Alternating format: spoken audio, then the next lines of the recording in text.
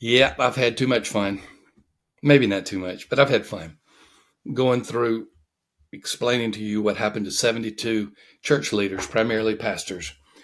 When I spent 30 days with them, they all were members of Church Answers, which is an incredible community of almost 2,000 church leaders.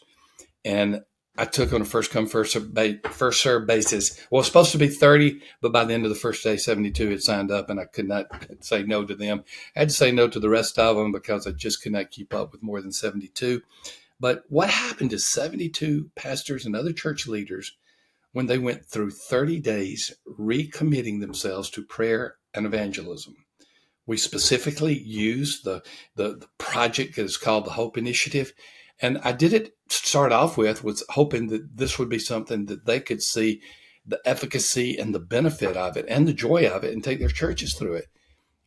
I really was caught off guard by how much it affected them. And quite frankly, even though it's the second time I've been through the Hope Initiative, how much it affected me. If you go back and listen to watch the other two episodes, we talked about what happened to their hearts, what happened to their calendars. And now we're going to talk about what many of them said happened to their church members, even in the midst of going through this 30-day commitment and recommitment. Thank you, Belay, for allowing me to talk about such things. I mean, you're paying the bills that allow us to provide this information for free to churches and church leaders and church members.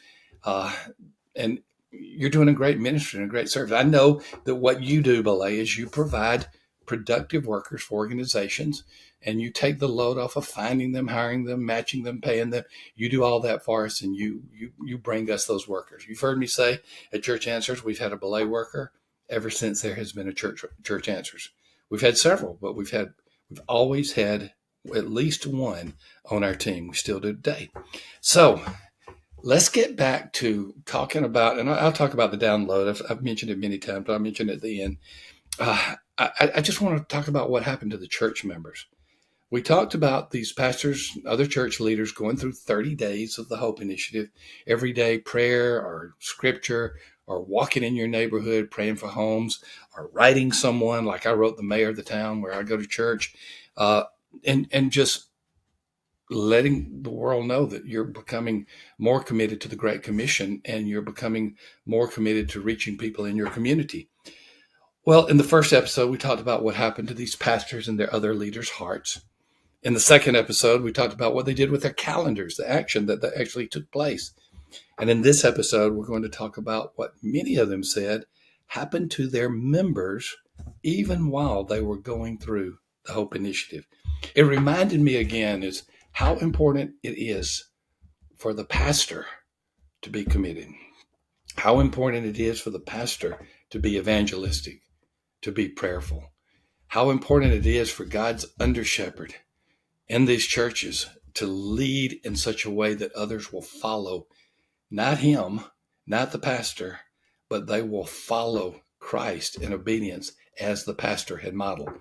Paul would say many times, I want you to do what I'm doing, not because he thought he was Christ or great. It's because when he was doing something in obedience to Christ, that's when he wanted others to imitate him. So what happened to these church members when they became aware intuitively, or perhaps even when the pastor was talking about it from the pulpit or in other settings, they became aware of what was happening. They began to watch this pastor more closely. One thing we heard from several of them, the church members actually became more unified. It was like they were seeing their pastor change. Their pastors prioritized more for evangelism, more for prayer. And they saw that the pastor was going into the community, going into the neighborhoods, and they could see something in the pastor's lives where that pastor was excited, where that pastor's heart had been shaped and changed. And they began to follow as well. But one of the ways they followed is they became more unified. There was something to rally around. And what they were rallying around was a Great Commission obedience, prayerful obedience. And they saw that in their pastor or their other church leader. And instead of looking at negative, they started looking at what God was doing. And the church became more unified. That in itself is a miracle, to see that has taken place in churches where the pastor has gone through the Hope Initiative. Now, this one's to be expected, but maybe not this quickly, nor by the church members, but they became more evangelistic. Many of these pastors said, "Hey, I'm going to go walk in the neighborhood and pray for people in these homes as we walk by." And some church members went with them. And they would encounter people unexpectedly. They weren't supposed to go knock on doors necessarily. They were just supposed to go house by house several of the 30 days.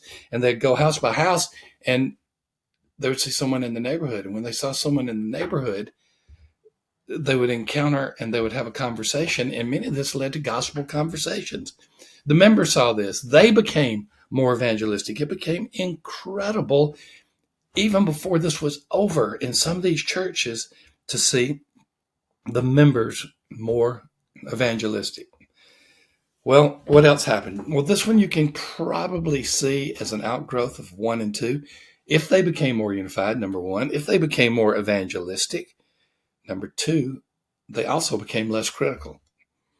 I've spoken to you many, many times about the incredible number of criticisms pastors receive even in healthy churches. I've given you this example, the example of if you have 200 church members, maybe 100 attendants, 200 church members, and everybody feels like that they can do light criticism of about 3 times a year. Well, that's 600 criticisms. And if there's 600 criticisms, that means that pastor's getting some type of criticism at least twice a day, or around twice a day. And it can become so heavy and burdensome. And so in these churches where the pastors were going through the Hope Initiative for 30 days, the members became less critical. Now, it could be the perception by the pastors themselves. Their attitudes were changing too. Go back to the first episode that we did on this issue about what happened to their hearts. So it could be the perspective of the pastor. But from whatever the reason is, the members became less critical. I'm going to go over one more. I could take a lot of these, but this is a 10-minute podcast, just some bite-sized nuggets. I'm going to go over one more. Also, they saw members start becoming more committed to the groups within their church. Ministry groups, Sunday school classes, home groups, community groups, life groups, whatever your primary groups are within your church.